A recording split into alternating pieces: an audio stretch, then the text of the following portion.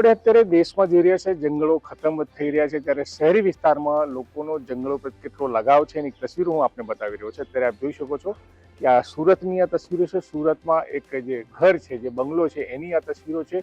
બહારથી તમને કોઈ પણ પ્રકારના બંગલાનો કલર દેખાશે નહીં, કોઈ પણ ડિઝાઇન દેખાશે નહીં. આ જંગલ જેવું જ વાતાવરણ દેખાશે અને તમને એમ લાગશે કે આ ઘર જે છે ક્યાંક જંગલી વિસ્તારમાં છે, પણ અમે આપને જણાવી દઈએ જંગલી વિસ્તાર નથી, પણ સુરત શહેરની આ તસવીરો છે, જ્યાં એક ભાઈએ જે ને દ્વારા આજે ઘર તૈયાર કરવામાં આવ્યું છે. ગ્રીનરી આપ જોશો, બંબુના ઝાડો છે, અલગ અલગ પ્રકારના ઝાડો અહીંયા લગાવવામાં આવ્યા છે. આ ચારે બાજુ ઘરની ઉપર નીચે અને ચારે બાજુ જો નીચે જમીન પર જોઈએ તો ચારે બાજુ આ ઝાડ લગાવવામાં આવ્યા છે, બેડ લગાવવામાં આવી છે. અત્યારે આ જોઈ શકો છો ઘરની પાસે એમની મર્સિડીઝ ઊભી છે અને મર્સિડીઝમાં ભાઈ પોતે ચાલે છે, પણ જંગલ પ્રત્યે કેટલો લગાવ છે એ એમનો ઘર બતાવી રહ્યો છે, કઈ પ્રકારે એમણે ઘર તૈયાર કર્યો છે. આ ઘરના માલિક અમારી સાથે છે, એની સાથે પણ વાત કરીશું કે તેઓ શું કહી રહ્યા છે આ સમગ્ર પ્રક્રિયા લઈને, કઈ રીતે એમના દ્વારા બનાવવામાં આવે છે. શું નામ છે આપનું? મારું નામ નિશ્ચિત નીતિન કાપડિયા છે.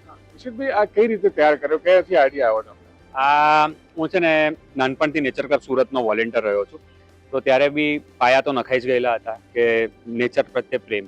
પછી જેમ જેમ મોટો થયો અને ઘણા બધા ભાડાના ઘરમાં, પહેલા તો અમે ફ્લેટમાં રહેતા હતા, પછી ભાડાના ઘરમાં શિફ્ટ થયા ત્યારે અમુક મકાન માલિકો કે ઉગાવવા દીધા, અમુકે ભગાવી દીધા કે ભાઈ અમે ઝાડ નહીં ઉગાવવા દઈશું. કારણ કે લોકોનો એવી માન્યતા છે કે બહુ વધારે ઝાડ ઉગાવશો તો મચ્છર આવશે અને તમારી માંદગી આવશે. પણ જો તમે સ્વચ્છતા રાખશો તો, જેવી રીતે મોદી સાહેબ બી કીધું છે કે સ્વચ્છતા રાખશો તો કંઈ થવાનું નથી. મારા ઘરે તમે આવો તો અત્યારે બી કોઈ મચ્છર દેખાશે નહીં.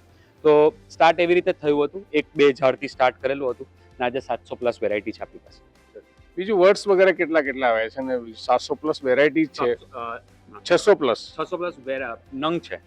નંબર ઓફ જે પ્લાન્ટ્સ કહેવાય તો, અને પ્લાન્ટ્સની વેરાયટી કહું તો 60 to 70 છે.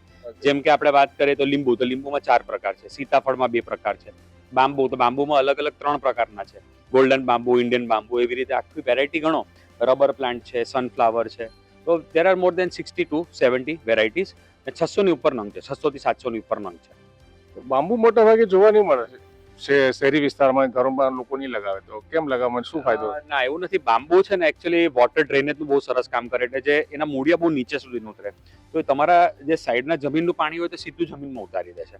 તો જમીનમાં બહુ સારા બાંબુ, તમે એક બાંબુ અહીંયાથી જોશો તે છેક ઉપર 30-35 ફૂટ સુધી ઉપર ગયું છે અને આ 1-1.5 વર્ષમાં 2 વર્ષમાં વધ્યું છે.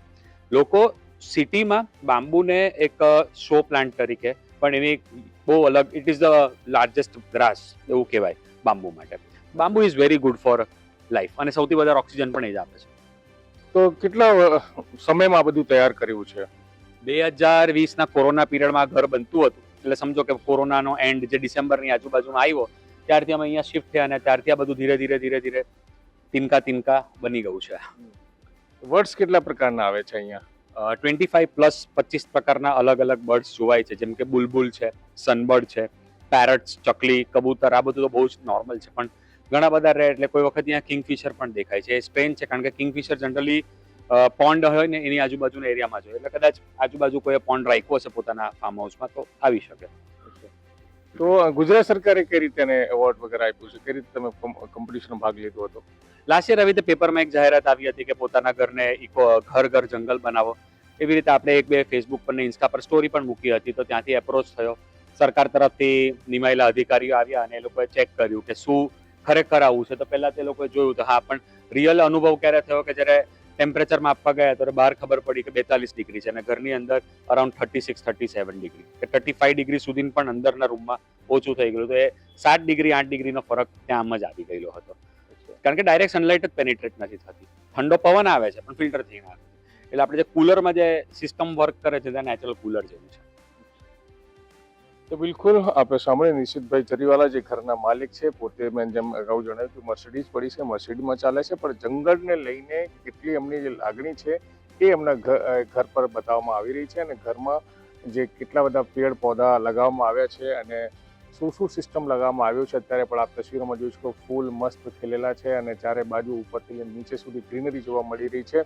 તો સુરતની આ તસવીરો છે અને જે મોડલ ઘર કહી શકાય એ અહીંયા બનાવવામાં આવ્યો છે. ઘર મોસ્ટલી આપણે જોઈએ કે જ્યારે કોઈ બંગલો હોય તેની ડિઝાઇન, કલર્સ માટે લોકો ખૂબ મહેનત કરતા હોય છે, પણ અત્યારે આપ જોઈ શકો એક જ કલર છે, એ છે ગ્રીનરીનો કલર. તો નિશિતભાઈએ આ રીતે આ પોતાના ઘરને સજાવટ કરી છે અને એની ચર્ચા ગુજરાત સરકારમાં પણ થઈ છે. સંજયસિંહ રાઠોડ, ગુજરાત તક, સુરત.